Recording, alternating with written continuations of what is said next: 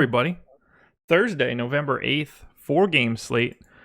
Another light one. I'm kind of happy about it. Last week was all like 6, 7, 8, 9. It was all normal.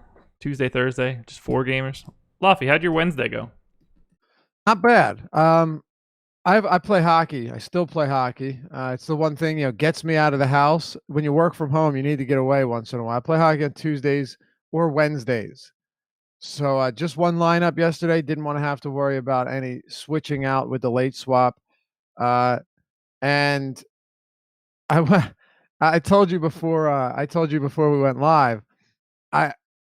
Everyone I played at low ownership that wasn't expensive had good games. I mean, Derrick Rose was not low owned, but 44. Jaren Jackson Jr. was like virtually 0 owned. 40.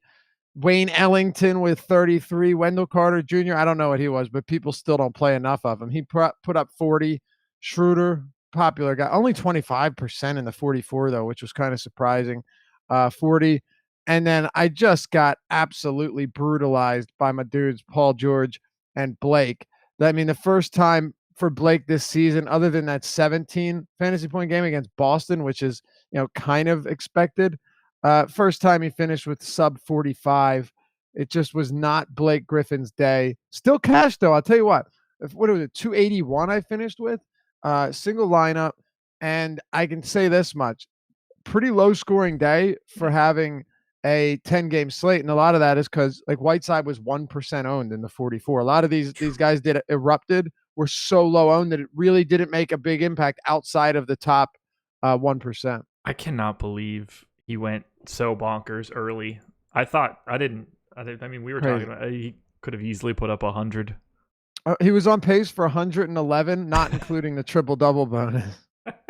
That's crazy, right? I'm liking the video. We've already got 3 thumbs down, so we're off to a great start in the first 3 minutes. Yeah, I don't get it, man. Like I don't know. Do people hold grudges from the day before? Oh, like of course. It's not even just the day before. People just for everything. Yeah, we're not going to get their goal to start their day like this. It's like their cup of coffee. How dare we give you free content in the morning? How dare us? Horrible people we are. Pieces of shit we are. Yeah, but all of you people that are clicking that thumbs up and the people that haven't done it yet, I appreciate it when you do. We have majority, like large majority, a good audience. We do. So we certainly do. We can take solace in that. Interesting slate tonight. 3 good games, 1 just dreadful game. 2 teams that might as well be polar opposites. Lots of injury news to worry about. So we'll probably have to touch on a couple different scenarios, but you ready to do this? Let's do it. FPT Soccer asks what position I play. I'm an offensive defenseman. I rush the puck a lot, but I like to be able to see the game develop. Best What's I can do. Brian Leach. It's the only offensive defenseman I could think of. There you go. Yeah. And I don't even know if that's true or that was just how I played with him in video games. Mike Green before the opiates took over would be a pretty good example of him, of a quality offensive defenseman. Yeah. Yeah. Brian Leach had a nasty slap shot in NHL PA 93 for Sega. So yeah. Best I could do. I don't know. Thunder and Rockets. 105.5 implied total for the Thunder, 110 for the Rockets, which makes me feel like we're not going to have Russell Westbrook, but I have him in right now because he's questionable, and I generally project anybody that's questionable to be in, at least to start the day, but I feel like there's no way Russ and the Thunder are 4.5 point underdogs at home to the Rockets if he's in the game. Or am I crazy? Because that kind of changes the way that we need to discuss this game. Obviously, Russ being in or out dictates quite a bit. Yeah, for sure. I mean, yeah, I'm seeing Houston 3.5, 214 total. I have a distinct feeling, and this is before even looking at the odds, that Westbrook would be out. And this is not a guy that sits a lot. When he's out, you have a pretty good idea that he's dealing with something at least relatively significant, right? I'm obviously not saying this is going to hold him out forever. It's just a sprained ankle, Yeah. but you've got back-to-back games. This one is at home. Yesterday was on the road, but I think it's more likely that Westbrook sits out. The truth is, though, right now we're all just speculating. Yeah. So, uh, like you said, 3.5 point dogs at home. It's hard for me to tell, but I would say that I agree with you, especially with how Houston's played this year. The problem is a lot of times with the odds making and with the way the lines open, even if Houston was like, 1-9, the nothing would have adjusted so much yet to where they're like 8 point dogs against the Thunder, even if Westbrook was healthy. Yeah.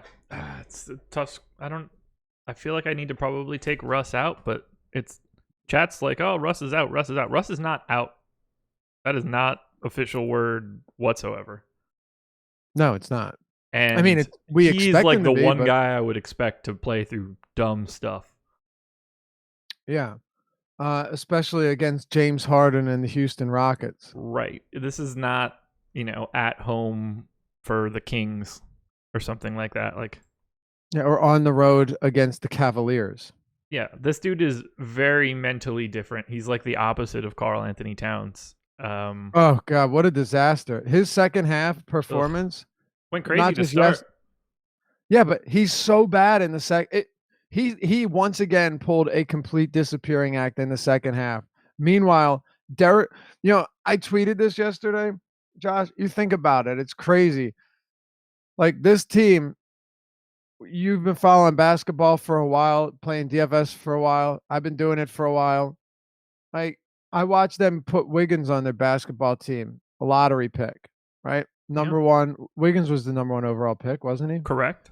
Uh, and then watch them grab Towns, and then watch them grab Jimmy Butler. And it's like, okay, well, there's your excitement. There's your competition. There's your skill to build around.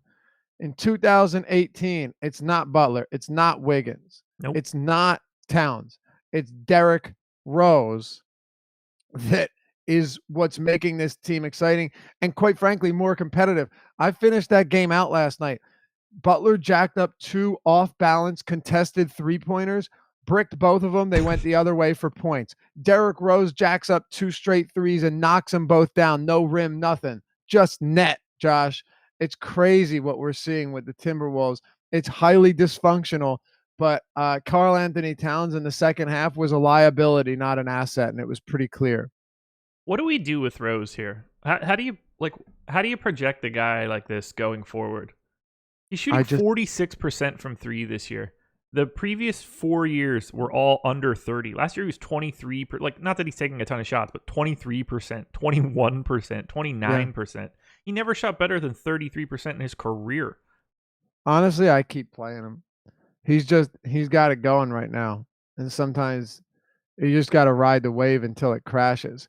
And the reason I say that, that would be different if he was taking 10 shots a game and shooting 48% from three or 43% from three. But, he's in the starting lineup with Butler, with Towns, with Wiggins, and he's still taking 37 shots over his last 2 games, right? It's insanity. Right. The shots are still there. They're still very much there. He's still giving you 5 or so assists per game. He has 5+ assists in all but 2 or 3 of his last 11, sorry. He's putting up numbers, and I'll tell you what, it's been pretty fun to watch because his lateral movement, his cut, agility, everything. He has burst again. All of that was gone. Like oddly enough, it's back, and he has been the reason this team has been staying competitive late in games. Yeah, all of his per 100 possession numbers are at the levels of his, his peak seasons in his early 20s. His O rating, which, just to take a look at him offensively, is fantastic.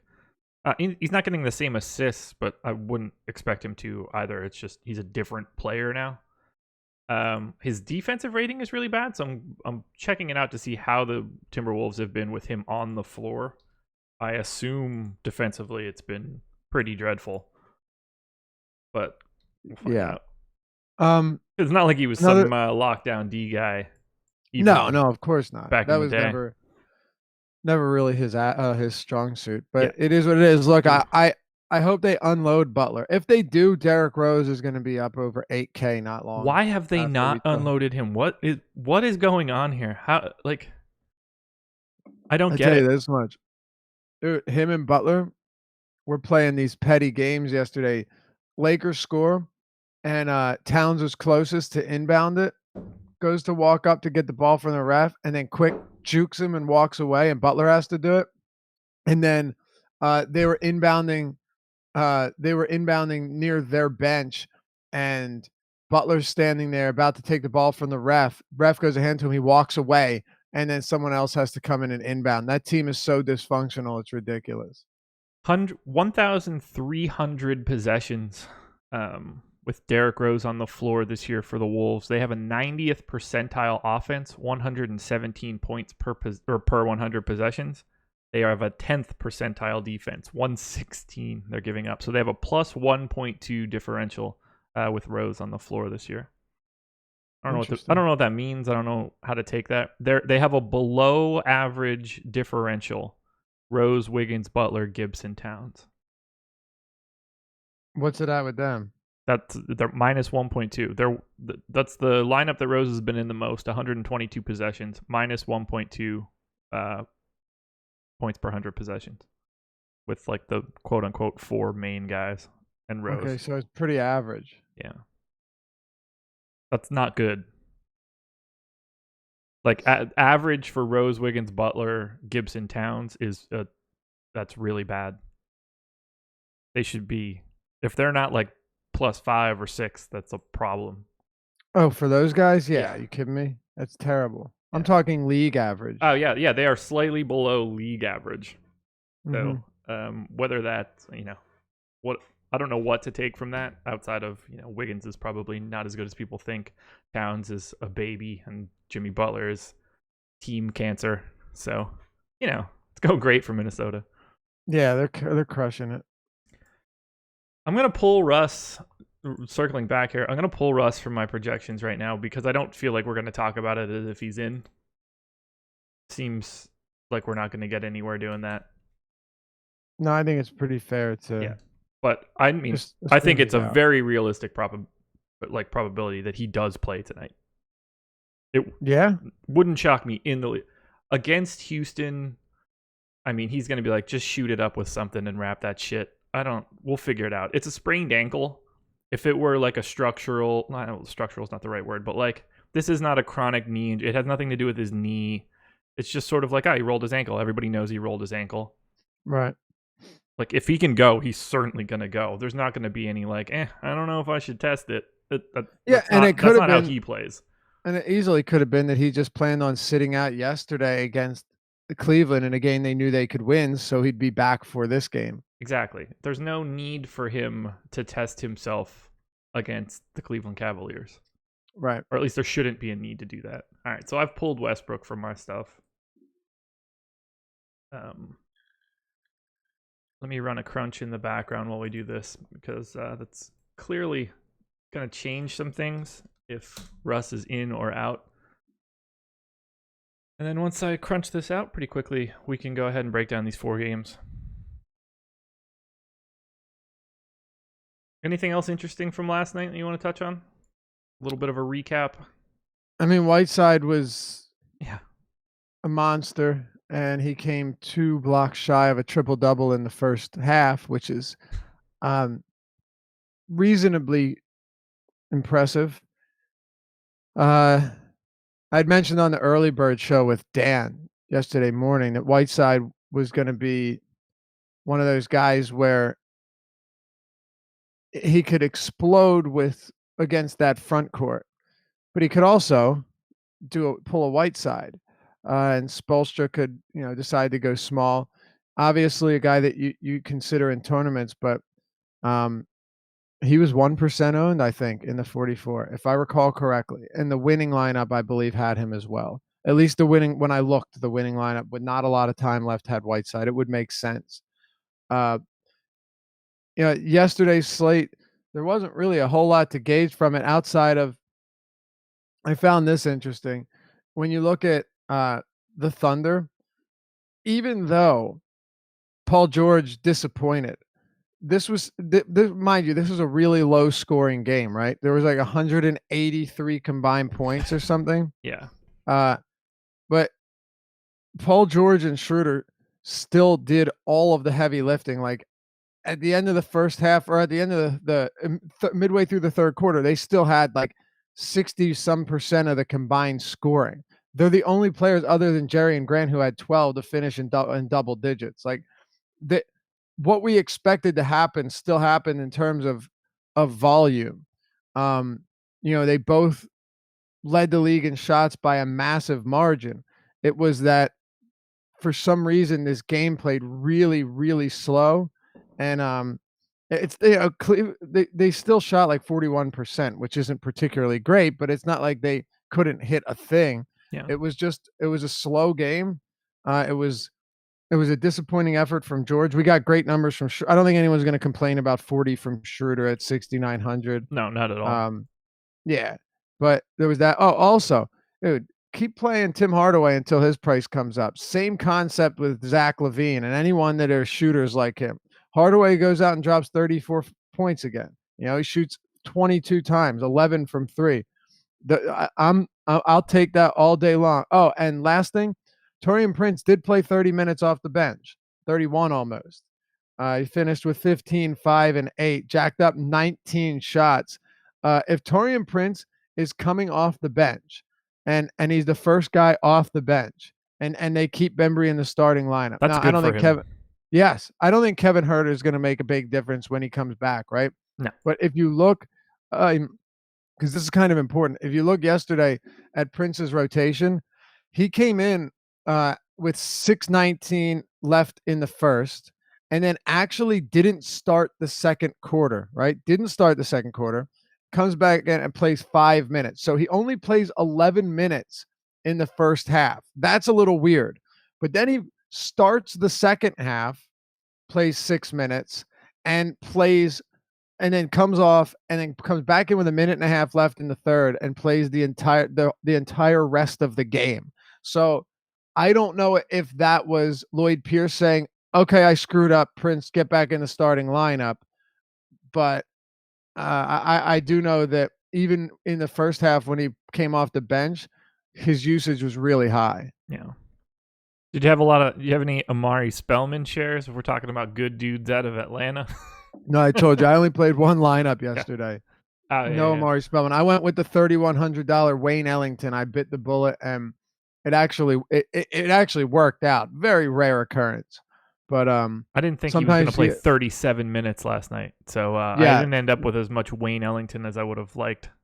No, I did not see 37. I thought he'd play around 28, 30.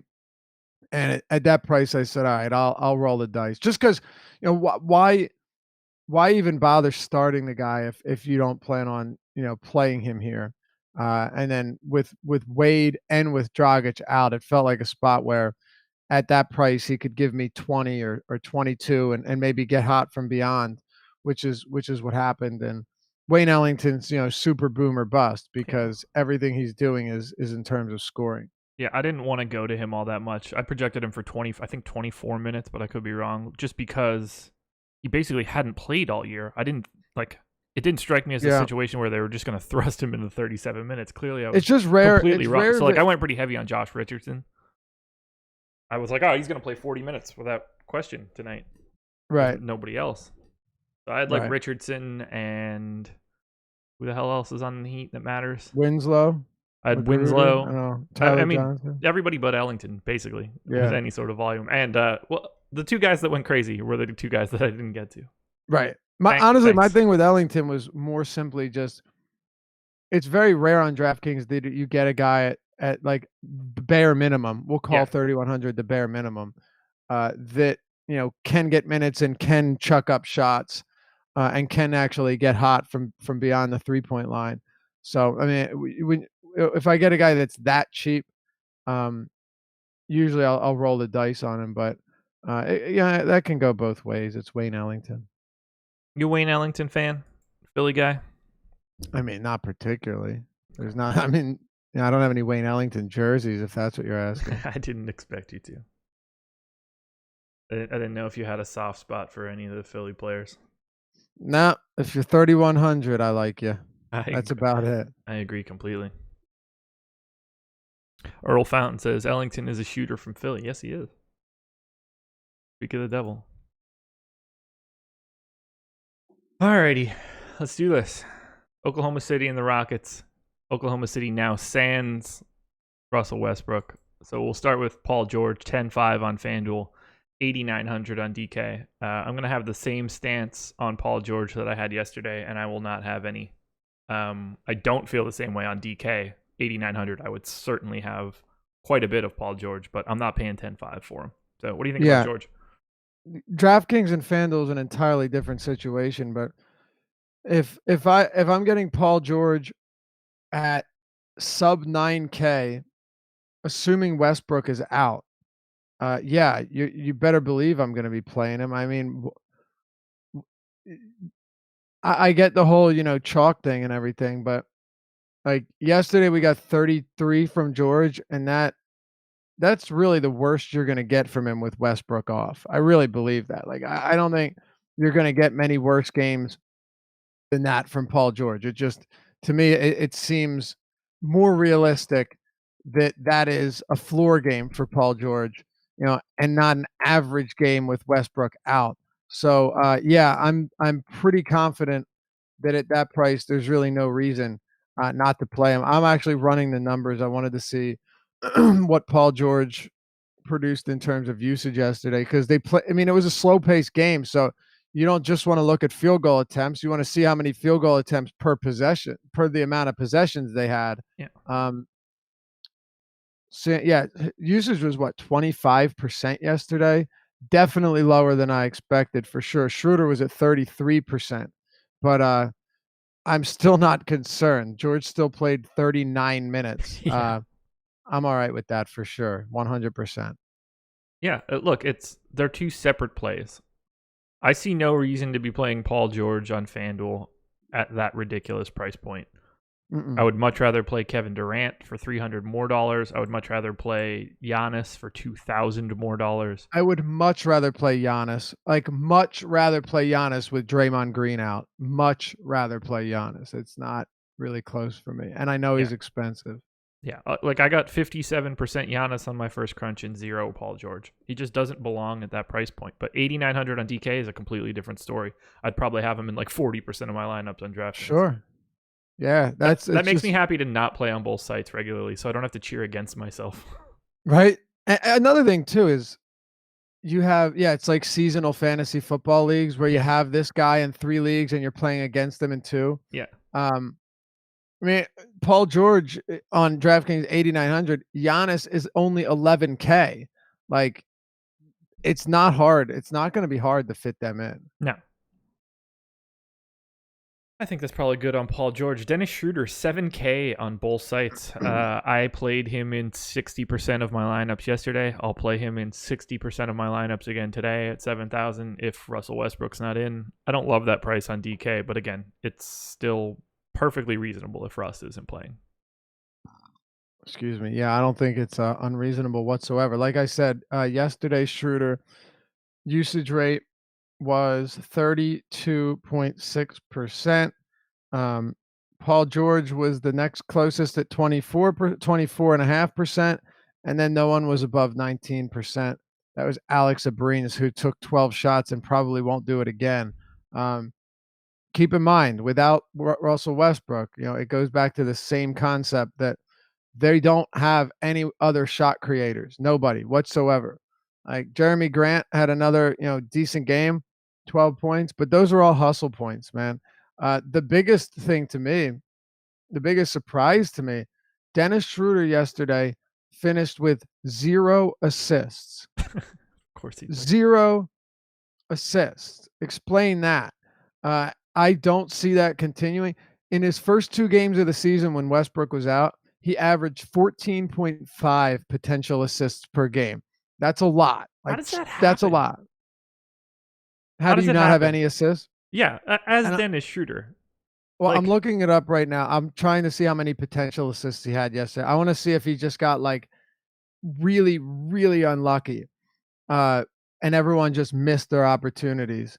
So let's see. Shooter had 8 potential assists okay, and converted on none of them. that's So, 8 potential assists is not high, but 0 assists on 8 potential assists and 68 passes received is what he had. Just to put that in perspective, Paul was second with 39, so he doubled the next closest guy. Well, almost doubled. Uh, 8 potential assists, 0 assist points created. what's That's the not something that continues. it, do you happen to know how of like potential assists, how many on average are assists? Yeah, I mean, usually when you here, I'll give you a good example here. I mean, I'm assuming this is just similar to whatever league average Right, exactly. Yeah, field goal rate is. So half-ish, probably somewhere in that yeah, neighborhood.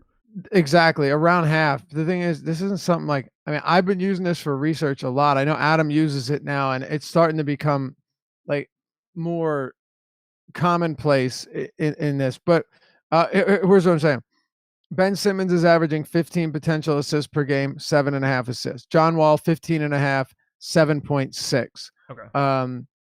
So, I mean, obviously, we're still going to see like quite a bit of regression, whether it be positive or negative for a lot of these guys. Like Blake Griffin's actually due for positive regression as a passer.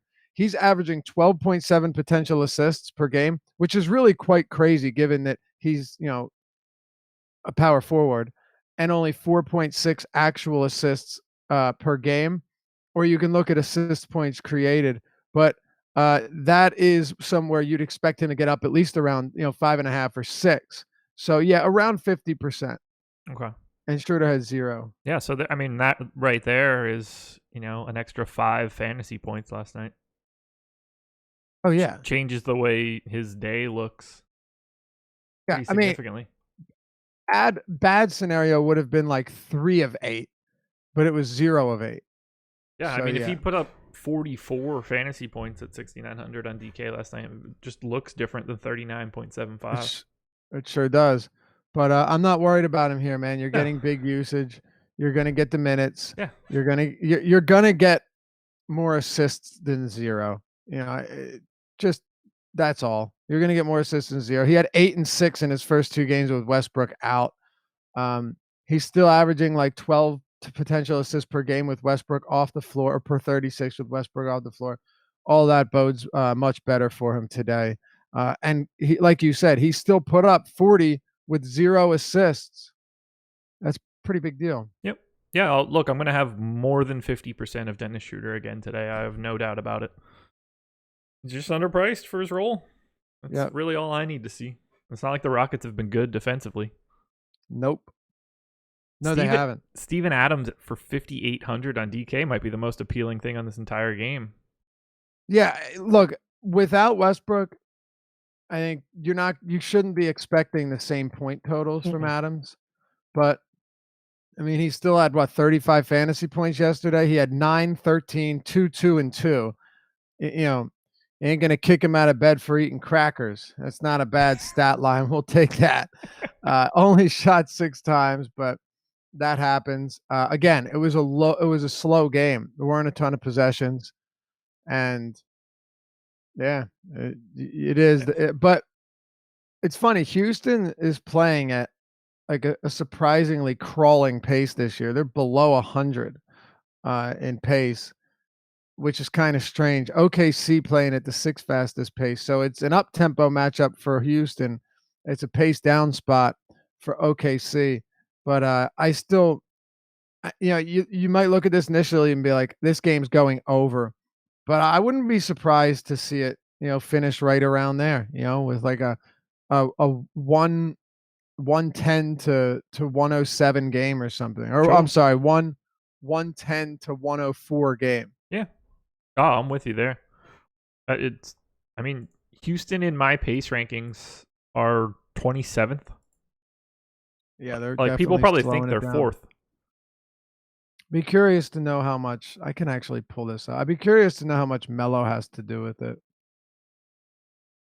I would guess it's not that much of a difference. It shouldn't be. I mean, it shouldn't be, but I mean, they're not. They seem like they would be a quick team because they make quick decisions, but in all actuality, like they're working a full shot clock in isolation, and it's hard and doing jab steps and step backs for 10 seconds. So like you're naturally not playing all that fast. yeah. Let's see. I mean, it's Chris Paul's old. Melo's old. So the 1, 2, 3, 1, 2, 3, 4, 5, 6, 7.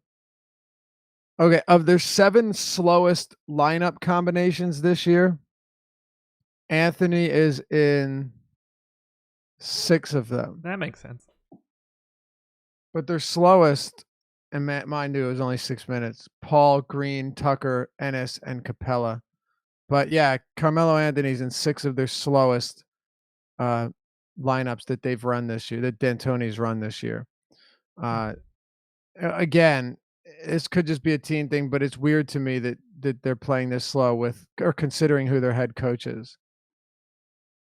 And also, to be fair, of their fastest lineups, Melo's in all of them. So it really doesn't tell you much at all. Do you have any interest in anybody else from OKC?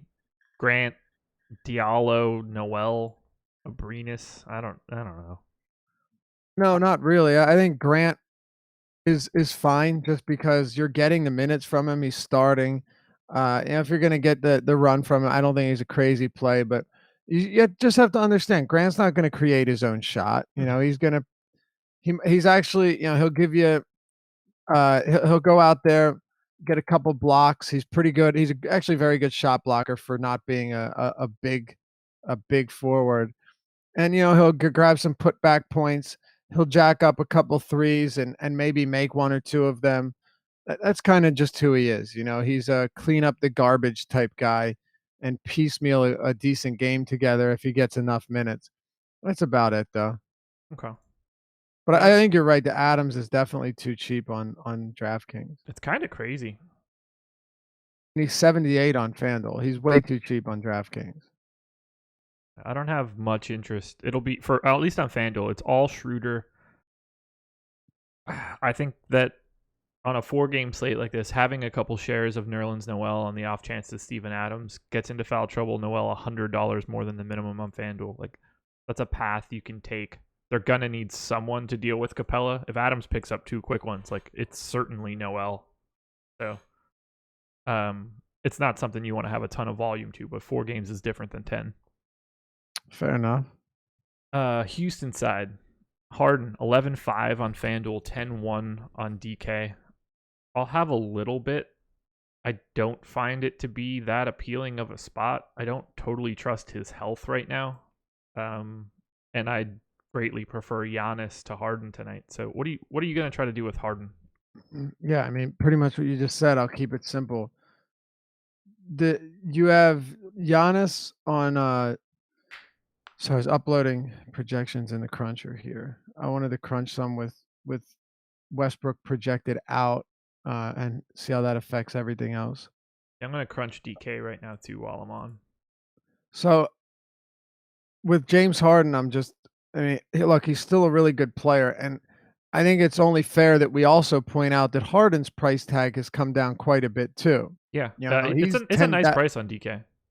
Yeah, he's a very nice price. So the argument is James Harden is still a really good player. I mean, he is the reigning MVP. He's a stud. And in a vacuum, I like Giannis significantly more than I like James Harden today, especially because Giannis has come down. He was 12-6 last game. And that was a 4-game slate. He's 11,000 on this slate against the Draymond Green less Warriors in a game that right now owns an over-under of 238. So the argument to be made is that Harden is very cheap. He's yet to have that monster blow-up game. He could do so possibly against OKC, but it's such a better spot for Giannis. You're not paying that much more for Giannis. And the problem is, if you're making the argument in favor of Harden's price point, you find yourself in a tough spot when you try and compare that to Giannis, because Giannis is also on DraftKings seen his price come down so significantly.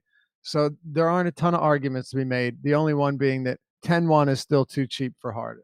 Yeah, I can say this much. I just did a crunch on DraftKings, and I got 43% Harden on DK, and I think that makes quite a bit of sense because of his price point. I'll just have a hard time going to 11.5 on FanDuel. Right. No, it's strictly a price thing. I think I'm still going to do what I can to get Giannis in. I'm running without adjusting any projections or anything here. Let's see. Oh yeah, dude, Giannis is popping heavy on DraftKings, right? Yeah. All right, let's see. There's about 60 lineups made. He's floating between 80 and 82% right now. I've put no limits or caps on anybody. Okay. But from what Giannis is going to come in around 80% on the crunch of 150 lineups. So yeah, he's too cheap. And I actually agree with this. It's going to be very hard for me not to just absolutely load up on the guy today. Yep. And we'll get to Giannis, obviously. What do you want to do with Chris Paul? 8,300 on FanDuel, 8,200 on DK.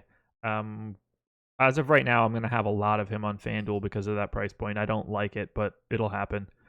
DK is a little bit tougher of a sell, so I know we talked about him before the show started. What are you trying to do with Paul tonight? Not much. Not much.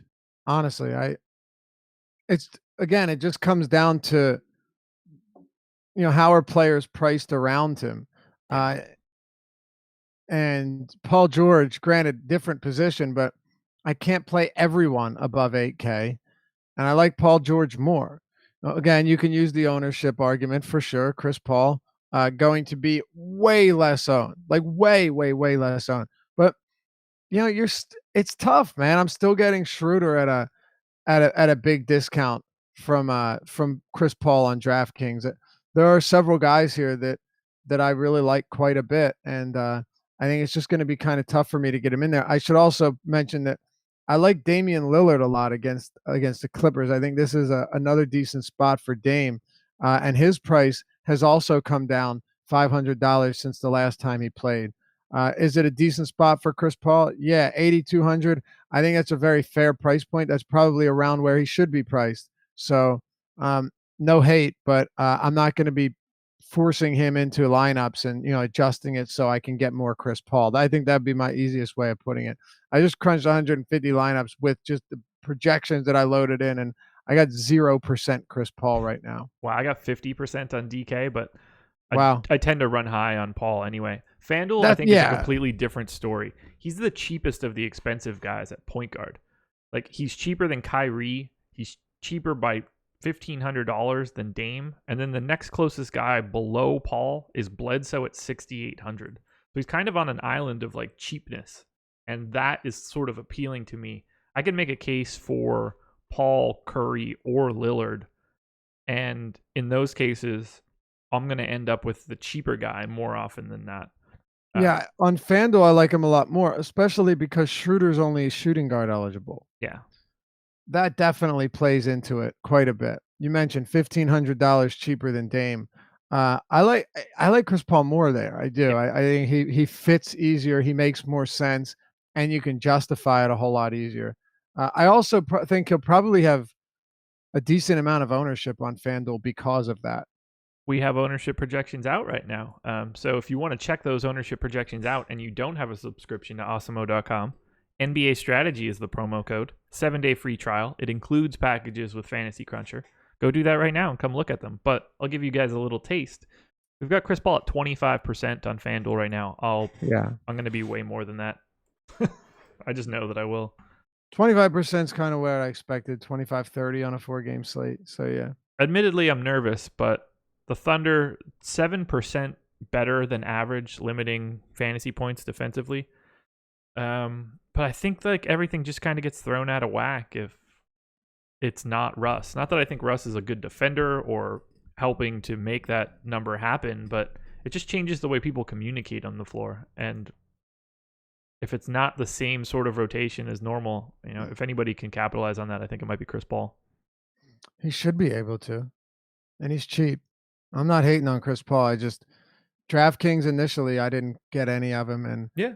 I I haven't projected like just under 40 fantasy points on DraftKings. I'm at 42. Okay, well that could make a difference. Oh yeah, at that Could level, definitely like make a every difference. little point is going to matter a lot. I think a lot of it is also though that like what do you have Schroeder projected for? 36. Yeah, and that even that's I guess that's reasonable. But Chris yeah, Paul 30 ownership on DK 9%. That's right. our projection for right now. Totally makes sense. Yeah, Sometimes I'll disagree with them. Those I think make a lot of sense. I agree. And then for the rest of the Houston team, I'm just we'll wait on Eric Gordon's status. Not to say that matters a whole lot. Um, Michael Carter Williams is out. Oh, Brandon Knight has still yet to return. Big Yeah. shock. I have Gordon in right now as well. Okay, yeah, so do I, but I don't know what his status is going to be. Correct. What do you think of Capella, Capela? There we go. I I'm all right. I'm all right getting away from Capella here. Uh, I have a ton of respect for Steven Adams. Capella is definitely, a guy who thrives on lobs and quick bounce passes into the lane, just drop them into the basket. It's not that he can't overcome this, but it's also kind of one of these spots where I'm like, okay, do I want Capella, who I think is now reasonably priced, or just pay down an extra 1,100 for Adams on DraftKings? That would be where I go. And then Capella is your second highest priced center on FanDuel, but Adams is only $100 cheaper. I also will get to Ayton in that next game, but I don't like playing guys against Boston. Ayton might be the one guy that I don't mind, and I'll tell you why in a minute. Okay. I got an overwhelming amount of Clint Capella on my first crunch on FanDuel, but I don't entirely know why. And I can't seem to figure out why. Here's what's odd to me. Jordan Bell is 3,500 and he's center eligible Yep. on FanDuel. That could potentially throw a wrench into the works if he ends up, getting the start. Do we know has Curry even announced yet what he's doing with the starting lineup? And I Not that missed I'm it. aware of. I don't think so either. I But don't get the just in sense he'll be terms, early about that information either. right? I guess we can wait on that. I don't want to, we don't want to go 2 hours on a 4-game slate. We're working on it. I know. I think. Well, I'm good on Houston. If you want to if you have anything else, feel free. But I don't have anything else. As of right now, I'm going to have more than the field of Clint Capella, but I'm going to do a little bit of digging because I'm not entirely sure how I'm getting there so aggressively. Yeah, that's pretty aggressive. Pretty aggressive. He has the highest center projection for me right now, and I even have him nerfed a bit. Something is causing it to push up really high. On DraftKings, I'm getting a ton of Nurkic. What do you have Nurkic projected for? Hold on. I have Nurkic at, wow, that's really high. 38. Yeah, I've got him at 34. I've got Capella at 36 and a half. I don't know, maybe I think I should do some minutes adjustments on Nurkic, but I mean, hell, if Nurkic played like 28, 30 minutes, I'd feel really comfortable projecting him around 38, honestly. Yeah. I mean, he's a permanent monster. And if Boban starts, like that's a green light for Boban or for Nurkic. Yeah. I got to stop talking. I got to go game by game here, or else we're going to talk too much and it's going to get all over the place. So I'm just going to stop talking. Okay, let's go to Phoenix. We won't have much to talk about here, I don't think. Although you seem to be Team Ayton, maybe. We'll start Go ahead. Yeah, I'll start with Ayton. It's not that I'm Team Ayton.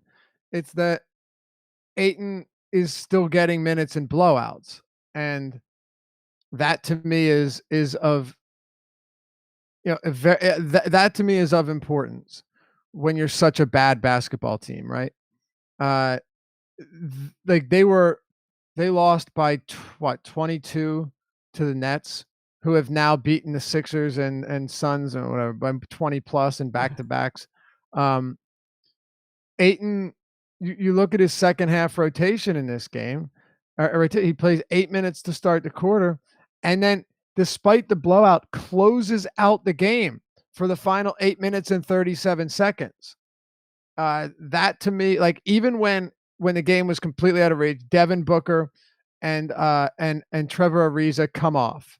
Right, they come off the court. They put Rashawn Holmes and Eli Okubo come in. Okay, and Bridges played the whole fourth. DeAndre Ayton finished out the game. He finished out the game, so that's valuable to me. And if there's one spot to attack the Boston defense, unless of course you're Jamal Murray and you have a career game against them, because we saw that coming. Unless and you're taking 30 shots, of course. But yeah, Ayton's a guy that he's down to 6,800, Josh, on DraftKings. That to me is still too cheap on Ayton. I've said it. He hasn't had that monster game yet, but he has literally every single tool in the belt to have that monster game. Is it going to happen against Boston? I don't know. Probably not. But he can certainly give you 40 here, and with that, you're pretty happy. He's had modest games over his last couple. He's given you 35. I just think 6,800 on a guy who is going to play in the fourth quarter, kind of regardless of score, is a really interesting play. And if they have any chance of staying even remotely competitive through three quarters, you're going to need Ayton on the court because he's big, but he can play with small ball lineups, and he's kind of an asset in a situation like this. So yes, I think Ayton at 6,800 is just simply underpriced. We are on very different sides of DeAndre Ayton tonight. That's fair enough. Zilch, zero, nada for me. Damn. Yeah. I don't think I've played him all year. Boston defense, terrifying. So I'm knocking down Phoenix from that regard. Ayton has been a 0.5. We'll round up 0.55 fantasy points per possession guy, but he's been relatively steady. And at that rate and at that salary point, like he's just not someone that is coming up with a ton of interest at a position where I'm getting a lot of other guys. I'm probably wrong because his like natural talent ceiling is clearly probably higher than anybody else that's playing.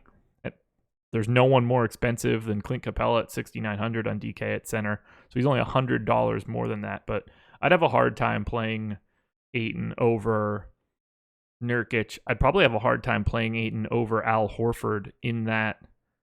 I feel stop it. Well, no, I've got reasoning behind it. In tournaments, you'd take Horford, whose ceiling is like 40 points. I worry that Horford abuses Ayton because dude, I don't think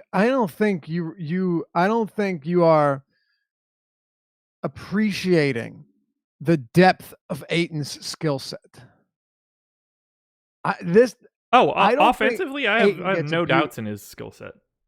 I think defensively too. Like he's got a long way to go, but I don't know. Look, this isn't a projections thing for me, to be clear.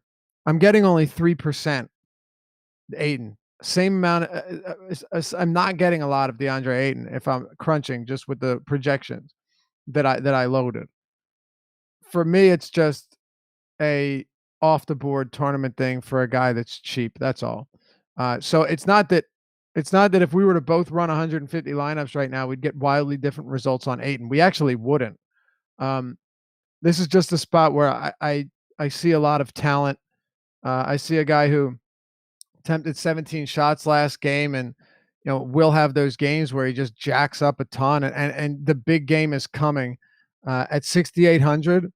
I don't want to miss it, so I'm definitely still going to have I'll get 15% at least, Ayton, maybe even 20 today. Yeah, and that's got to be in a GPP different sort of scenario. What worries me, Ayton right now this season, shooting fouls drawn 5.8%, That's a 9th percentile for a big man. Boston Celtics don't put anybody on the line. And anytime you're in a situation where guys just don't have the opportunity to get free shots and don't look for them, I get really nervous about that kind of player.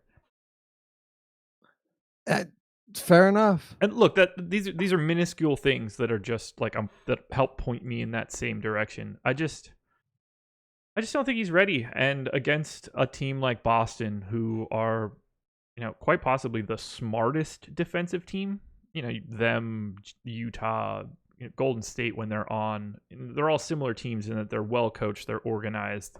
And I think that plays a big part in another team where it's Isaiah Cannon and 19-year-old DeAndre Ayton and Mikal Bridges. Like, I don't think they're ready for the organization of the Celtics. I mean, I certainly don't expect them to win, if that's what you're saying. If you would have expected them to win, that would have been a real fantastic discussion. Yeah. They're single-digit dogs. It's funny, though. No, for me, it's that Ayton can score. Ayton is a ridiculous rebounder, and Ayton has some of the best court vision for a center of his age that I've seen in a very long time. And DeAndre Ayton is also due for positive regression in some of these other defensive stats. So for that reason, that's pretty much where I land. In college, he averaged 2 blocks per game. I expect that number to come up. There's just again, very, very simple. This is simply that I think Ayton is too talented for me to ignore him at 6,800. And matchup is irrelevant to me at this price point. You can look at his numbers and be like, yeah, well, it's not like he's blowing the roof off of things. He's not crushing it. No, he's not. But also for a rookie big man, he's been pretty damn impressive. So at 6,800, coming down 700 from the day before, yeah, that's where it is for me. But outside of that, Phoenix is not a spot where I'm going to have a whole lot of. Yeah, no maybe Booker some for Cannon, me. but I got some TJ Warren. I need to pay close attention to the minutes. He's 4,500 on FanDuel. There's a lot of upside in that number if things go right for TJ Warren. I brought his minutes down a little bit. He did not play a ton that last game out. But if we get word that like Warren can see some additional minutes, he's just too cheap for the way that he plays. It's not like he's going to slow down shooting, but keep an eye on it. You need to know that he's going to be out there. I'll have some Cannon too. He's on DraftKings. He's below 4K. Yeah. Kokoskov is. I don't even know if I pronounce his name right, but that's Igor Kokoshkov. Kokoshkov. I think I'm right. It's got to be Kokoshkov. No, that's because every time I said it, I'm like, he's Russian, right? He's got to be Russian with a name like Igor some Kokoshkov. Sort of that area. Let's see, where's he from? He's Serbian. Okay, yeah. Still. Same place to me, not the same place to others. Right. I have a good feeling that Kokoskov is not the correct pronunciation, so Kokoskov makes a lot more sense. Kokoskov, by the way, is running Cannon for big minutes, even though the guy's not good. Yeah. He also closed that game out against Brooklyn when Booker and Ariza came off the court. And he played ridiculous minutes in this game. Like, he played 10 first quarter minutes and then 9 in the second quarter, played another 10 in the third quarter, and then 7.5 in the fourth. It's a lot of minutes. It's a lot of minutes. He played the same minutes as Booker. Again, not a good matchup. You don't have to tell me it's a bad matchup. That's not why I'm talking about it. I'm only talking about it because Isaiah Cannon is $3,600 or what is he, $3,900 on DraftKings, and I don't need an overwhelming amount of production from a guy at that price on a 4-game slate when I really like Giannis and a bunch of other guys that are expensive. Yeah, I got 15% Isaiah Cannon on DK on that crunch, and that seems right. He's a 30-minute at the minimum starting point guard under 4,000. Like, sometimes it's just that simple. That's all it is. Exactly. If he plays 35 minutes and then finishes out the fourth quarter at under 4K, I don't think he kills you. You know, Cannon's not going to give you outlandish production at all. But 4 games, the guy that was winning the 44 yesterday, I don't know if he won it, so it's not important. But the fact remains, he had like 355 at the time. There were a couple minutes left in the last game, and he had a 12 from Cameron Payne. You know, I but he think also somebody got won with campaign and FanDuel in like the quarter or something stupid. right. That's the thing. It's doable when you're getting in. He had Anthony Davis in that lineup. You know, he had a bunch of guys that were expensive, and Cameron Payne's 12, while not optimal or ideal, still was enough. So if you got like 20 from Cannon, I don't think that burns you on this slate, but No. we'll find out. So I think we need to talk about Boston because I'm going to have a lot of exposure to the Celtics tonight. Oh, yeah? Yeah. The Suns give up 10% more per possession of fantasy points than the league average. They are just an absolutely dreadful team. Oh, they're trash. So I got to take somebody here. I got an absolutely overwhelming amount of Jason Tatum, Jaylen Brown. I'll have some Gordon Hayward. I'll have Terry Rozier. I'll have Mark. Like I'm gonna spray a lot for Boston because I see. I mean, I figure at least 2 or 3 of these guys smash value. It's an open door to fantasy points when you play Phoenix. It is. The one concern I have when it comes to Boston is they're really, really good, but they just spread everything around so damn much. Like Kyrie Irving leads the team in usage, and then you've got Tatum at 22, Morris at 21, Brown at 20, Hayward at 19, Horford at 19. They're all, you know, right around that 20% mark outside of Kyrie Irving. It's a really good spot. I and then even rebounding rate, like nobody, there isn't a single player on this team that is like the definitive best rebounder for the Boston Celtics. Like Marcus Morris averages 6.9 boards a game. Horford averages 6.3. Tatum 7.1. They're all right around there. So it's very possible that someone gives you a big game here. The question is more so, you know, is this like who is somebody going to take over? And when they don't, you're getting a bunch of decent games and no one's really crushing it outside of we see Kyrie Irving do that, and he's definitely looking better lately. I'll tell you what, this might be contrarian. I actually like Kyrie Irving the most of this team, even though he's 8K. Let me look at the pricing. And I wanted to make a couple caveats on that. This isn't based on my projections. This is just based on like strictly game theory shit that I feel like Kyrie Irving would be the guy that has the best potential of giving me a 50+ fantasy point game. Sorry, go ahead. Yeah, so 8K on DK compared to where other guys are, I think is pretty appealing. Let me see if I got any of him on the crunch. I assume I didn't. Yeah, very little. That doesn't surprise me. It's just I don't have any either. Just the way Kyrie Irving works. But I do have I have a lot of Al Horford, and I'll probably limit him, to be honest. 10% Jaylen Brown, 11% Hayward, kind of like what you were saying. Yeah. You know, all of them sprinkled in. And that I'm perfectly good with. I just don't want to go super heavy on any of these guys is the thing. Well, there are a couple guys that I do want to go heavier on, and it's because their prices are so weird. Like Jason Tatum, 6,400 on both sites. He's a very different play on DraftKings than he is on FanDuel. Terry Rozier is 4,000 on FanDuel and 4,100 on DK. I'd like to be heavy on Terry Rozier because the worst case scenario is I drop him. The best case scenario is he well outperforms a 4K price tag against the Suns. And it blows out and he gets run in the fourth quarter too. Right. So Marcus Morris is $1,100 cheaper on FanDuel than he is on DraftKings. He's $5,100 on FanDuel and $6,200 on DK. Like it's just it's not even you can't even discuss them in the same way. It's like 2 different players. You're absolutely right. I was looking. Usually, you start looking at FanDuel. I look at DraftKings, which can help when you're doing a show. But we can get our wires crossed sometimes too. Yeah. Totally 100% agree that Marcus Morris on DraftKings is outrageously cheap. Uh, FanDuel. I'm sorry, FanDuel, yeah. Yeah.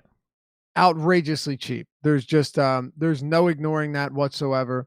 Marcus Morris at that price tag is a really, really appealing play.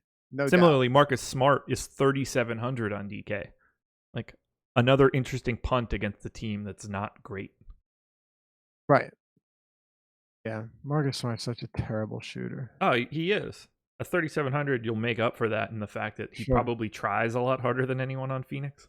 Oh, he does. I mean, he's an excellent defender. He's shooting 18% from three. Oh my God. I could do Yeah. that. Right? No, but you're right. Like if you're looking at punts, if you just want to talk about pivots away from a guy like Cannon who, 30 or so, 35 minutes, starting lineup, this and that. Guys like Marcus Smart, Terry Rozier, they do both make quite a bit of sense. Particularly Marcus Smart, because he's the type of guy that, could only score 8 points and still go for 30 fantasy points because of his ridiculous defensive numbers. When he's on, when his defense is on point, which it generally is, like last game, he had 25 minutes, 9 points, 3 rebounds, 3 assists, 4 blocks, 2 steals, just across the board, putting up numbers. I think he's 3,700 on DraftKings is a really dirt cheap price on him. He's actually 48 on FanDuel. Yeah. So Suns dead last in turnover rate. Keep that in mind. Kind of fits like a Marcus Smart narrative at 3,700. Yep. I like Marcus Smart there for sure. On DraftKings, I'm not going to be going particularly heavy on anyone, but I'll certainly have a good amount of the Celtics mixed in. It's just look, all it is going back to I expect quality games from most of them. I don't expect monster games from any of them. But I mean, Jaylen Brown's 48 on DraftKings. There's another guy that, given the matchup, given the potential 30 minutes or so, is very much in play. It's just I don't intend on jamming any of these guys in, for monster ownership, because I think there's a lot of different ways that Boston can still blow out Phoenix. And there's a lot of ways they could do that with a lot of different players having success. For sure. Yeah, I'm taking advantage of those prices if I can and letting it spray, because I think there's going to be You're right. 2 guys from Boston in like high-end lineups that pop a pretty crazy amount of value just because of how bad Phoenix is. And I don't have a ton of confidence in who that's going to be, so I'm hoping to just save the money by doing it and reappropriating everything to more shares of Giannis, I guess. I think you're right. Yeah, for like sure. Rozier for 4K. What do we have his ownership projected at? I assume it's pretty low. Oh, 24%. I'm actually underweight right now. Okay. Yeah, that's a lot of Terry Rozier. I mean, I probably won't get over that number then. But I get why he's there. He's 4,000 Terry Rozier. He could play 30 minutes today, and it wouldn't shock me. Give him a nice little showcase game. Maybe trade his ass. Yeah, seriously. I'd be a little surprised at 30 minutes, but oh yeah, me too. But depends how bad they're. Depends how many points the Celtics are up. Yep, for sure, and he's really cheap. So, yeah, no, I totally get it. They're almost all of them, outside of Kyrie Irving, are underpriced. We'll talk Blazers Clippers. Do it. Blazers 115 implied total. Clippers 110. I will start on the Portland side. Dame Lillard 9,800 on FanDuel, 9,100 on DK. I mean, it's a tough matchup in a sense that Pat Beverly is good defensively, but should not be seeing Avery Bradley. That'll help. Dame is the point guard that I got the most of at the top end of FanDuel. Chris Paul is the guy that I got a ton of, but he's 8,300 on FanDuel. There are 3 more guys above him. I like Dame here quite a bit. What do you think? So do I. I definitely like Dame. I think he's reasonably priced. 98 on FanDuel, all right, whatever. But 91 on DraftKings kind of does stick out to me a little bit, just given how everyone around him is priced. And Dame is gonna have some disappointing games. There's no doubt. That's kind of what he does, right? He's one of the best scorers in the entire league, but he's also as a as a shooter or as a point guard, sorry, he's not a guy that goes out there and gives you, 10 assists. You're hoping for like the big game from Dame is the 30 points, 6 rebounds, 7 assists. Yeah. You get that and you're in business. But he things do need to go right for Damian Lillard to have a big game. And what I mean by that is with guys like Giannis and Westbrook, a lot of times things don't need to go right. They just kind of need to be out there. Because they're so involved and they're everywhere, and they're just instincts are to always be around the ball. With Lillard, things definitely need to go right. He needs to be knocking down threes. He needs to be hitting shots. But I still like him here, and I think he can do that. I also think this game stays competitive. Portland by 5 points at home, but a high total. I think you see. I think this game plays at a pretty fast pace. Nothing insane, but it's definitely a pace up matchup for the Blazers, and I like that as well. So yeah, Dame for me is definitely in play here. I think I'll probably have around like 20%. Yeah, love Dame. Got a lot of him on both sites. No problems there. Nurkic for 6,600 on DK just seems incredibly appealing. Yep. But then I'll go back to it. Like I wouldn't be surprised to see DeAndre Ayton outscore him. So that's why I will have some Ayton in my lineups. And Ayton has a much better shot at playing 35 minutes than Nurkic does. But Nurkic is a phenomenal per minute producer. This is something that means a whole lot to me because it should protect this floor if he doesn't play huge minutes. He's averaging 1.36 fantasy points per minute this year. That's a really solid number. And Nurkic is a good scorer. He is a good rebounder. He is generally a pretty good shot blocker. This is a really quality fantasy player that is too cheap. And if Boban's out there, I wish Boban would play. Like I wish I knew he was playing 25 minutes because then I'm pretty much locking in 25 at least for Nurkic. Do you see Nurkic's ownership? No. What do we have, Matt? He is the third highest owned player on DraftKings at 39%. More reason to get a little different and go to Ayton. I wholeheartedly agree with you. While I get it, and I definitely prefer Nurkic to DeAndre Ayton, those ownership numbers are a bit weird. Pretty crazy. I would want to have more Ayton. Here's the thing. Nurkic, if Nurkic is, let's just assume, right? Like, because right now all we can do is speculate.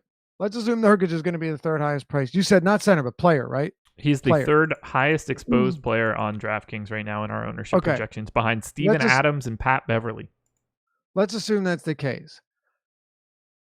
Are you to tell me that it's not possible for Jusuf Nurkic to have a disappointing game as the third highest priced player? I mean, I get that he's affordable, and I like, again, in a vacuum, Nurkic is a very good play. He also has a 26% almost usage rate this year. All of that I like. I like his 20% total rebounding rate. I like all of these numbers. But on that same token, Nurkic is averaging less than 25 minutes per game. He has played 25 or less in three of his last 6 or 5. Sorry, 5. Actually, if you go back to his last 7, 1, 2, 3, 4, 5 of his last 7, you can't tell me that if Nurkic ends up playing 24 minutes here and Ayton ends up playing 35, that you might not have an edge going with Ayton over Nurkic at significantly lower ownership projected or ownership. If Nurkic is 3.5 to 1 in ownership, it's just a no-brainer to give more exposure personally to Ayton than Nurkic.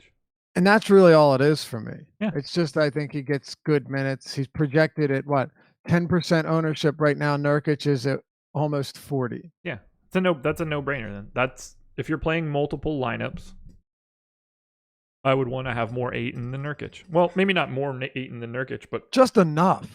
Yeah, I would want to pinch those together significantly more than that. You think CJ's going for 40 plus today? Dude, you missed the CJ game and then you chased the CJ game. And then when you stop chasing the CJ game, you missed the CJ game. That it's just a game with CJ. That's all it is, man. You can't win.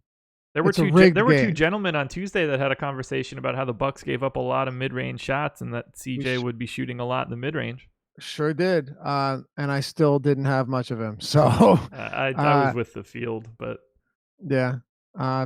Monster game. We finally saw it. Wouldn't be surprised to see him come back down to earth again. I still think, look, 6,500. We know that he does have upside. yeah. But I don't think. I guess I just don't think that McCollum's going to be a focus of my lineups today, and No. that's really all it comes down to. He's the same price as Schroeder on FanDuel. Exactly. Just, you can't compare them. Right. Like, do you want to play both of them? You can. Do you have to? Absolutely not. You absolutely don't have to play both of them.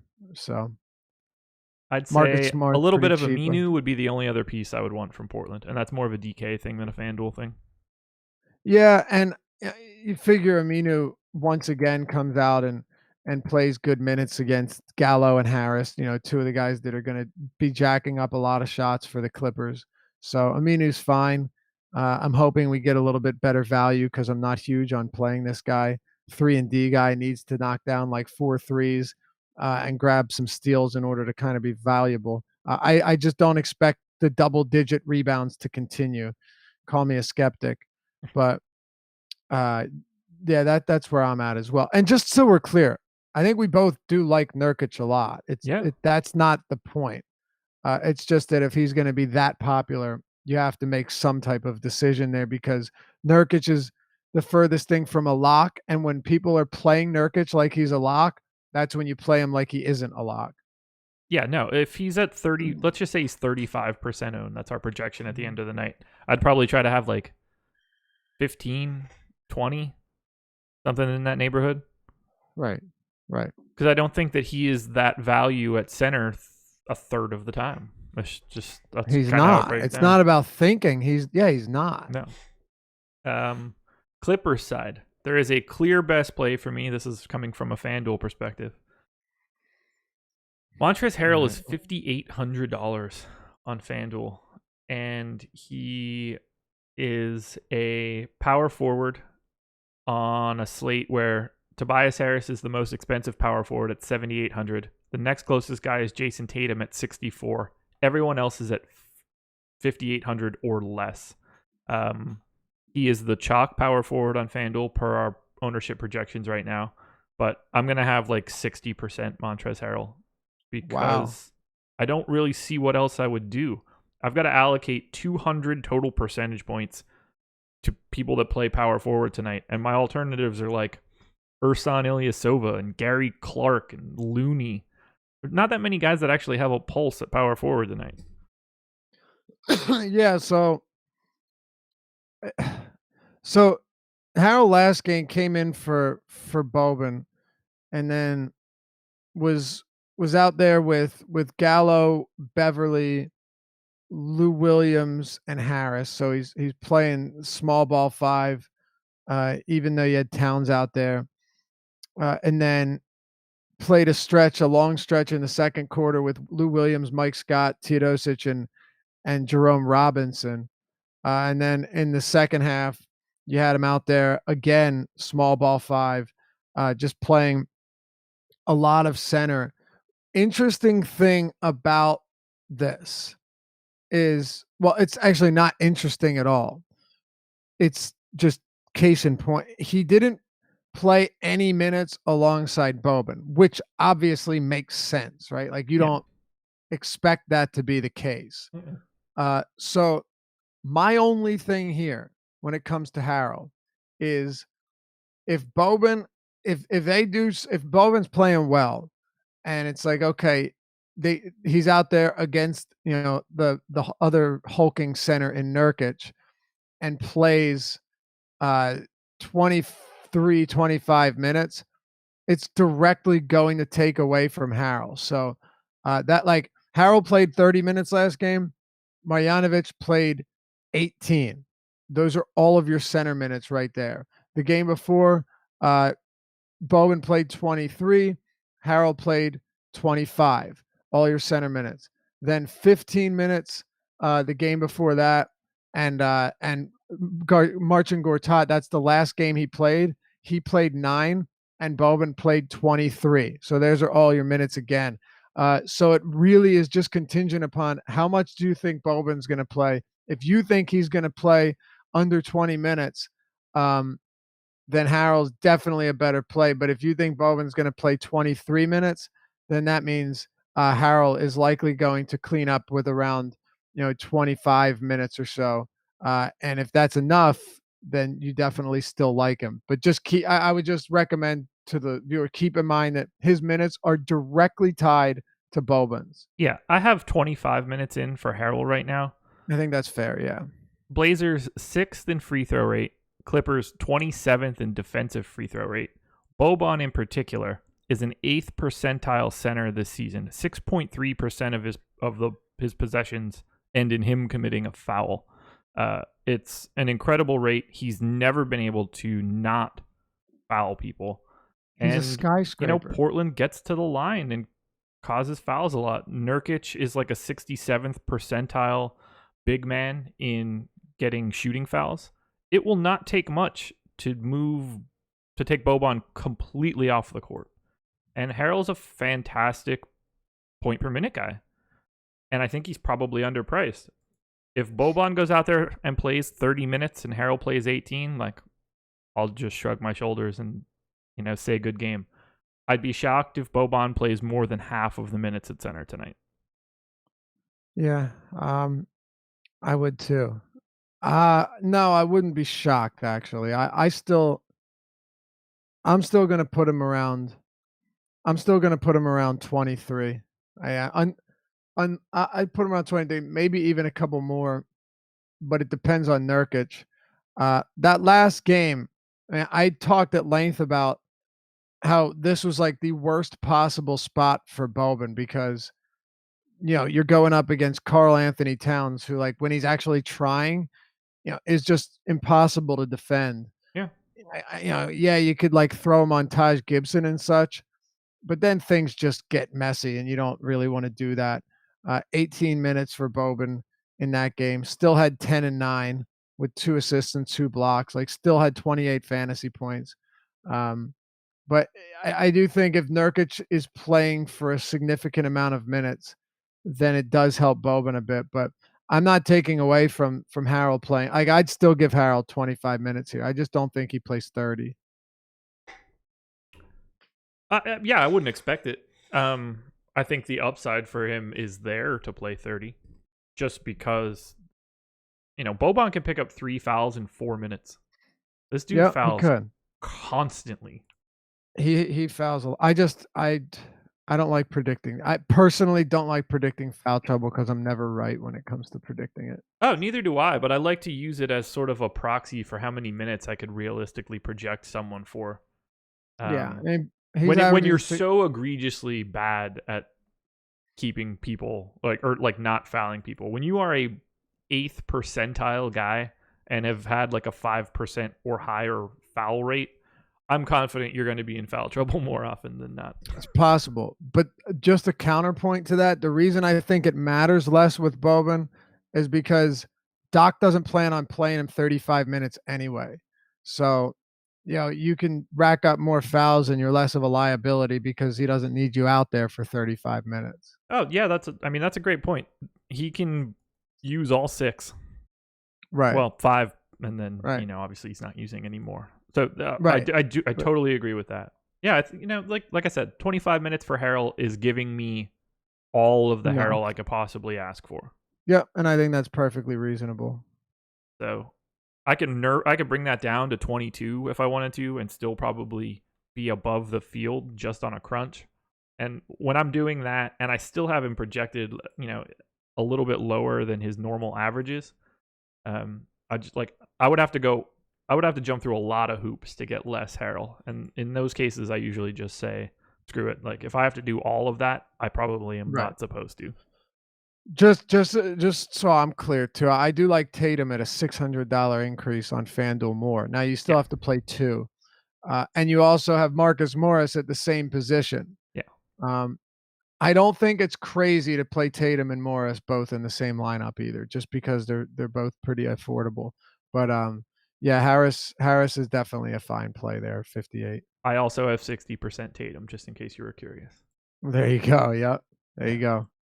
I mean, it's either that or it's just like, oh, is today going to be PJ Tucker night?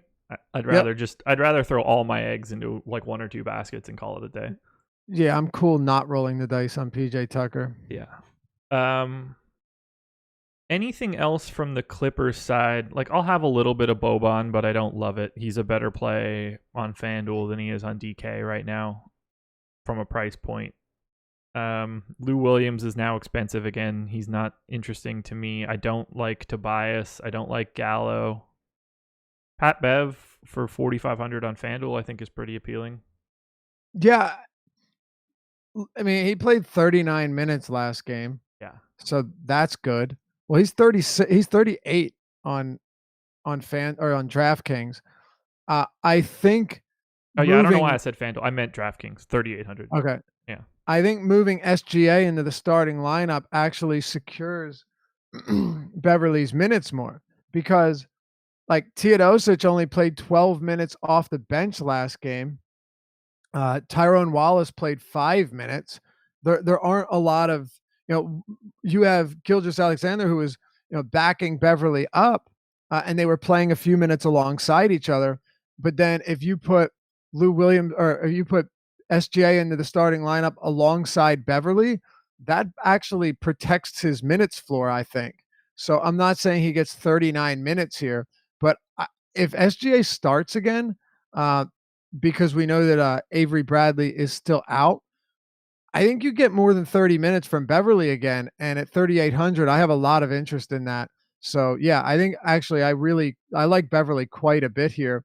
If SGA stays in the starting lineup, I just feel like that really helps his minutes and his playing time, because that's one less backup point guard that is waiting, to soak up your minutes.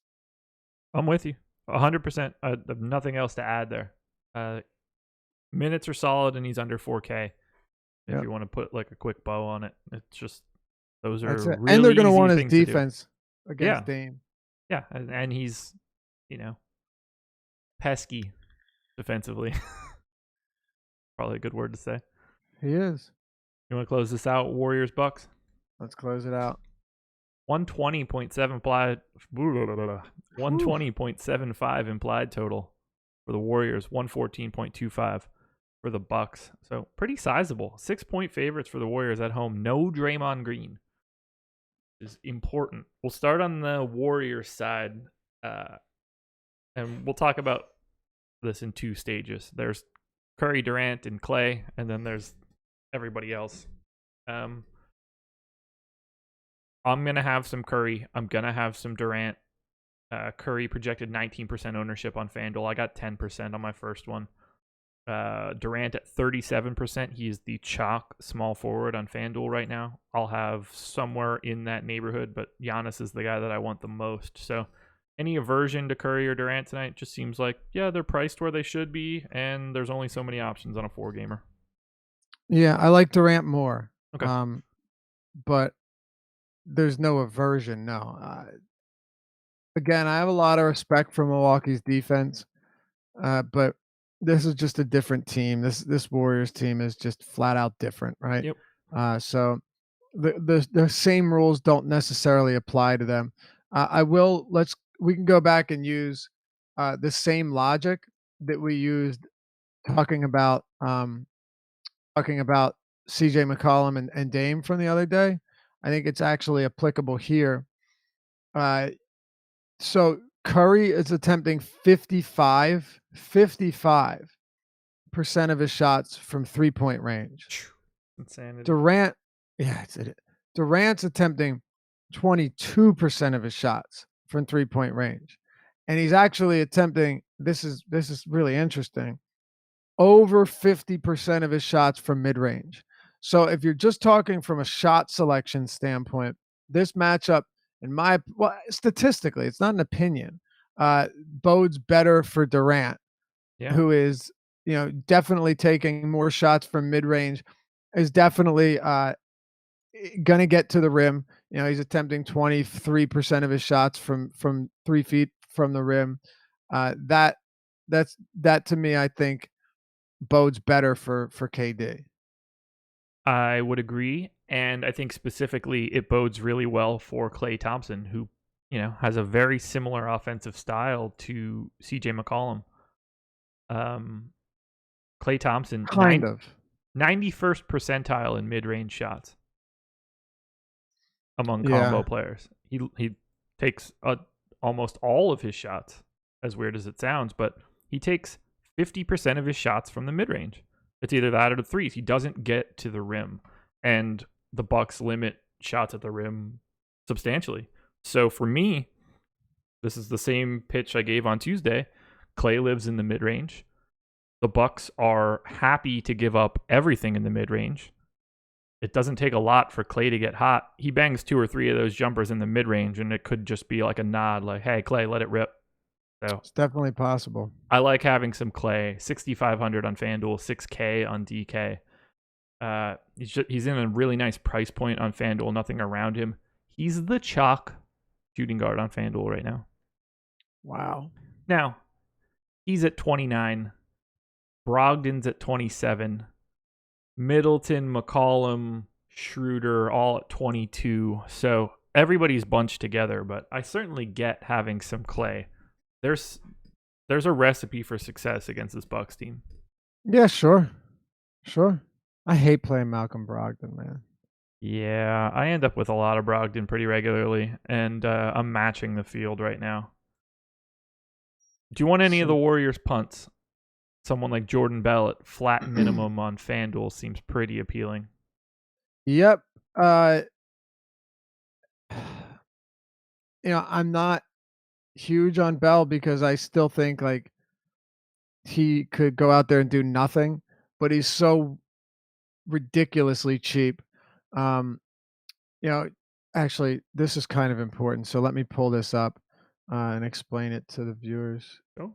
I haven't looked at it yet, by the way. So by explain, I mean read it off. The other day against Memphis, Draymond Green. Okay, so he played a minute and 21 to close out the first half. Didn't return. Jordan Bell played 5 minutes total in the first half. Okay. And then started the second half, played 6.5 minutes, started the fourth quarter, played 6 minutes, and then came back in for a 3:19 stint. So what I'm thinking here is that Jordan Bell could still get minutes in a blowout, but I don't think this game blows out. Like I think Milwaukee is good enough to keep this game competitive. Sure. Warriors by 6 at home is crazy. It's a tight spread. That's a real tight spread at the Oracle. So that's not even a big concern. So if we're looking at this, how many minutes do I think we get from Bell? Well, there's a good chance he doesn't close the game out. So I'd probably put him around 24 minutes. I'm taking away that last stint where they went up by like a ton of points, and the bench, because the bench was emptied with Evans, Lee, Bell, Cook, and McKinney. Well, McKinney played the whole fourth. Wow. But the bench was emptied fully with about 4 minutes, 3 minutes, 3.5 minutes left. So take out that last rotation of his, and give him 13 minutes in the second half. So 24, 26 minutes if Bell starts seems pretty reasonable, and I'm okay with that. Yeah, I'm going to have quite a bit of Bell, a decent amount of Alfonso McKinney, and a decent amount of Kevon Looney. They're all under 4,000 on FanDuel, and that's what I'm looking for. Worst case scenario, those guys don't get the run that I expect, and I drop them. But right. In a game like this without Draymond, I have to reappropriate those 30-something minutes elsewhere. And all these guys are priced at places where I'm in. For sure. We had a good question in Slack chat. I'm not going to try and pronounce the name, but he'll know who I'm talking when I'm talking about. He said, K-Ship Killicam? There it is. Nice. Would you be shocked if they slide KD to the 4 and insert McKinney or Iggy at the 3? Uh, Iguodala, yes. I think Kerr just prefers him off the bench, particularly from a defensive standpoint. McKinney, I would not be super shocked. No. He's actually getting good run. So, no, I don't think that would be crazy. I'm just going off of what happened last game, and Bell started the second half. But I don't think it's outlandish to assume that. I also don't think it's crazy to assume that McKinney could play 25 minutes in this game as well and would make for a fine alternative or a fine pivot off of Bell on DraftKings where they're $100 separated. So yeah, there are definitely aspects of this game that are tough. I mean, let's also not forget that Kevon Looney is probably going to play 20-25 minutes as well. Exactly. He's been a guy that popped. I mean, he's just like a really good per possession performer. So another guy who's 3,900 on FanDuel, 3,500 on DK. Yeah. Look, there are Hunting punts the Warriors there. sucks. Yeah, that's very true. Oh, I'm gonna probably live and die by a bunch of Warriors punts tonight. So go Warriors. Yeah, I think a lot of people will. I'm gonna live and die with a lot of Bucks too, particularly the Greek freak Giannis Antetokounmpo, 12.5 on FanDuel, 11K on DraftKings. I'm gonna have over 50% of Giannis on FanDuel. It could even creep higher than that, and I like him even more on DK. So I know you feel the same way. It's really hard not to like Giannis here. Like you'd have to, and I'm all ears, Ooh. but you'd have to have some. What's up? Yeah, go ahead. Keep going. Sorry, I just You'd remembered have to something. have some really, really good reasons not to have interest in Giannis. And the Warriors have a good defense, okay? But they also play at a pace that is going to mitigate a lot of that just because they give up a lot of opportunities. Just in terms of like a lot of the volume numbers, they're going to finish the season, allowing some of the most field goal attempts, some of the most 3-point attempts with low efficiency. But it doesn't matter with Giannis because he gets to the rim so well. And now you take Draymond Green out of the equation, and that to me, looking at this Golden State Warriors team, all right, who do I think has a better shot of stopping one another, or getting through? Damian Jones and Kevon Looney and Jordan Bell, or Giannis Antetokounmpo? I'll stick with Giannis here. So I pulled this up earlier, and I didn't want to forget to talk about it. The Warriors defense, 105.6 points per 100 possessions. That's a 72nd percentile defense. That is just their team in general. When Draymond Green comes off, they are giving up 111.3 points per 100 possessions. Huge. Yeah, so they drop from a 72nd percentile defense to a 34th percentile. That's like Andre defense. Roberson type impact numbers. That's huge. They are a 0 percentile in turnover rate defensively. They cause no turnovers when Draymond Green is not on the court. Yeah, that's a huge differential. You don't see that very often, but it's not a huge surprise with regarding Draymond Green. It's just not. They're also allowing, I think, the 8th highest field goal percentage at the rim, which is where Giannis attempts like 110% of his shots. So it is a spot where I'm going to be, going. Yeah, 67% of Giannis's shots are coming within 3 feet of the basket this year. Last year was 45. The year before that was 49. 50 before that, 67%. And he's hitting them at an almost 80% clip. Like, you're going to play in transition against Golden State. There's no doubt about that. Everything just lines up. I completely agree. I love Giannis. I love Middleton. I've gone through and dulled the edges of Eric Bledsoe actually this morning, but 6,800 on FanDuel, 5,700 on DK. I like Bledsoe. I like Brogdon, but I'm going to come in under that number if he's going to be chalky. I like a lot of Milwaukee. Warriors just simply aren't the same team defensively. and that's kind of what I want to capitalize on. This is a much better offensive matchup for Milwaukee than most people probably think it is. I agree. Yeah, Dre makes a very, very big difference. A very big difference. Bledsoe is 5,700 on DraftKings. That's a nice price. That's a nice price. Middleton, reasonably priced on DraftKings. All of these guys. I'll even throw this out there. Very, very sketchy play. Like this is you sprinkle him in there. But Brook Lopez. Yep. Brook Lopez is jacking up a ridiculous amount of long-range shots this year, which could certainly do him some favors against the Warriors. And the reason it's okay for Lopez and no one cares that he's attempting oh my God. 70% of his shots are threes. I actually have it up on the screen right now. 71.6% of his shots are from three-point range. You've got to be shitting me. Yeah. And the reason you can do that is because you have Giannis attempting 70% of his shots from the rim, and he's going to hit him at a higher clip than you are. Yep. So Brook Lopez, 98th percentile big man for shooting threes. He's shooting more than basically any other big man in the league. 20% of his shot attempts are corner threes.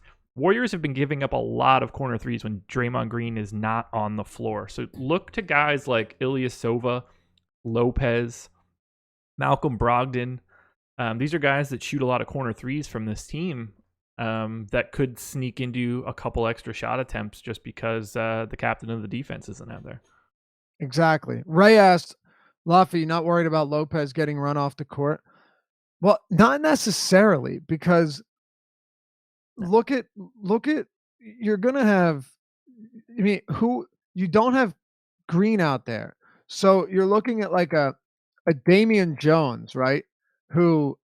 This guy is not someone that you're worried about jacking up threes.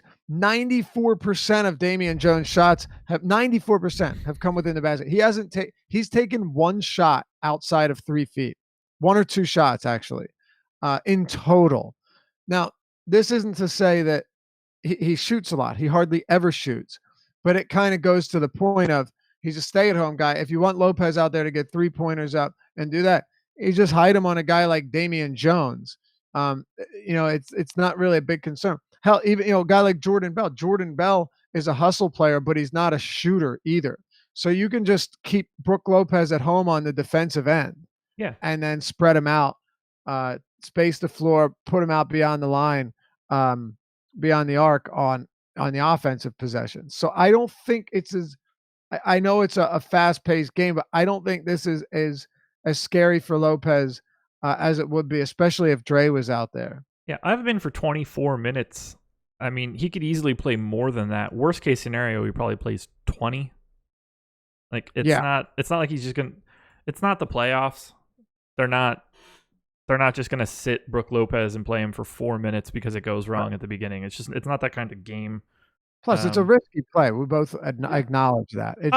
Don't play 40% Brook Lopez. Right. No, exactly.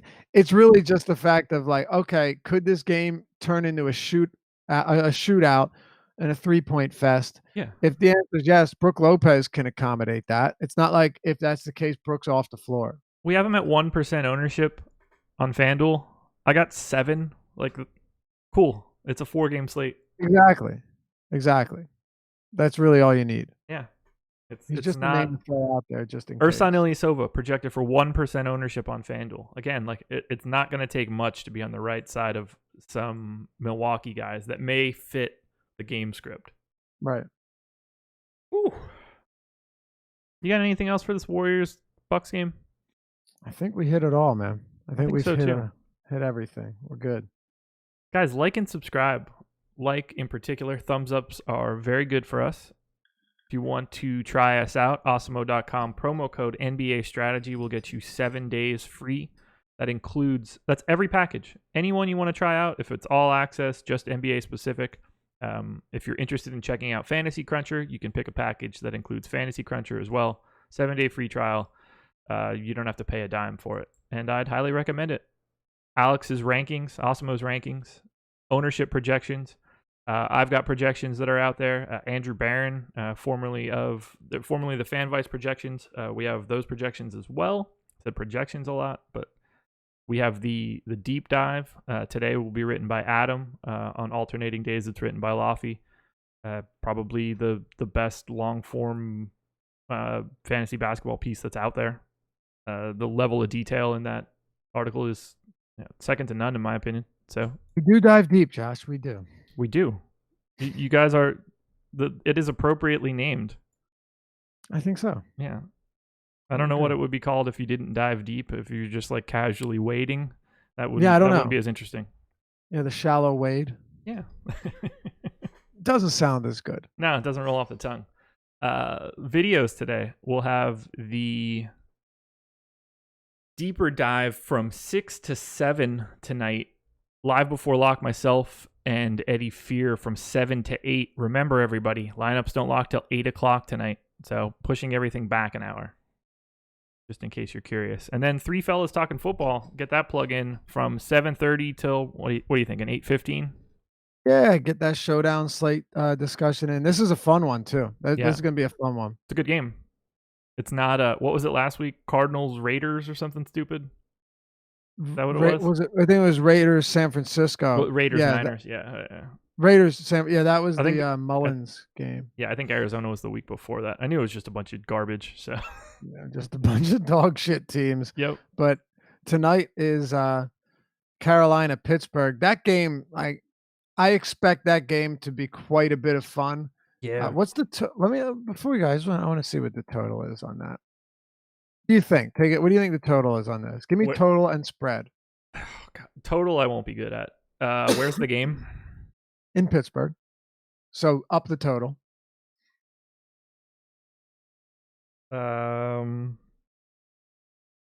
Steelers by 3.5.